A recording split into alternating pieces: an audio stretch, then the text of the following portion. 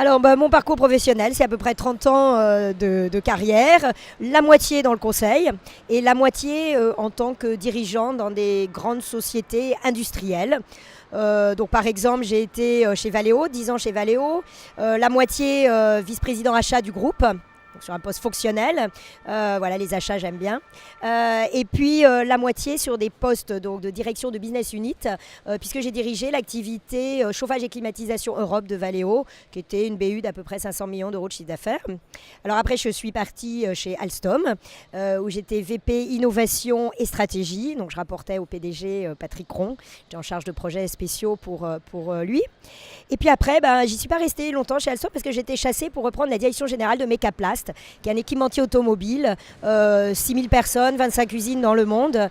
Et j'ai été appelée en fait pour redresser cette société qui était mal en point à l'époque dans un secteur automobile sinistré. C'était début des années 2000. Voilà, et donc j'ai redressé cette société à la fois en la recentrant sur ses métiers cœur et en amenant de l'amélioration de performance opérationnelle.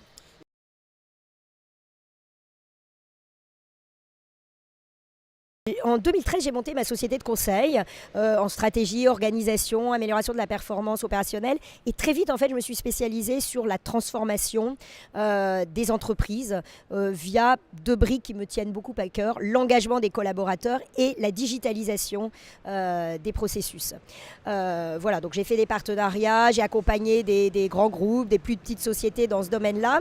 Donc j'ai été moi-même, j'ai employé des managers de transition. J'ai été moi-même manager de transition et donc ça devenait évident qu'en intégrant un cabinet de management de transition, je pourrais en fait continuer à accompagner des entreprises en phase de transformation en les aidant à trouver la meilleure compétence pour conduire ce changement et en apportant ma propre expertise et ma propre expérience en engagement collaborateur, digitalisation, social marketing, social selling ou encore usine 4.0.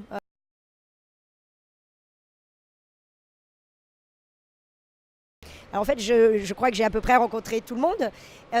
Et moi, je décide plutôt à l'instinct. Et c'est quand j'ai rencontré les associés de Procadre que j'ai senti qu'il y avait un fit, qu'on partageait des valeurs communes. J'ai bien aimé aussi la vision de Procadre en termes d'accompagnement des clients. On ne place pas juste un manager, on assure le succès d'une mission. Voilà, donc on résout une problématique via un manager, mais l'associé est toujours présent dans l'accompagnement du client. Puis j'aimais bien aussi les spécialisations. Voilà, Procad avait décidé d'avoir des expertises, des expertises très fortes, l'Afrique, les fonds de retournement notamment, mais pas que, toute l'offre de compliance, RGPD. Et puis avec mon arrivée, effectivement, la volonté de bâtir un pôle transformation et digitalisation. Et ça me plaisait bien parce qu'il y avait quelque chose de nouveau à construire à l'intérieur d'une équipe géniale qui partage les mêmes valeurs. Voilà, il y a de l'esprit d'équipe, il y a cet esprit d'entrepreneurship qui me plaisait bien et qui font que j'ai franchi le pas avec Procadre.